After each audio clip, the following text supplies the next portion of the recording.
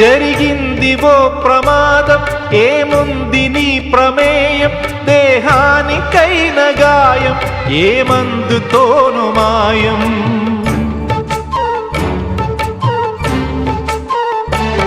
విలువైన నిండు ప్రాణం మిగిలుండటం ప్రధానం, అది నిలిచినంత కాలం సాగాలి నీ ప్రయాణం.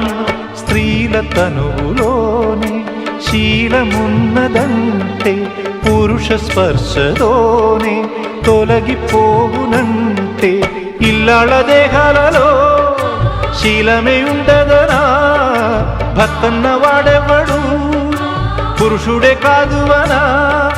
శీలం అంటే గుణం అని అర్థం.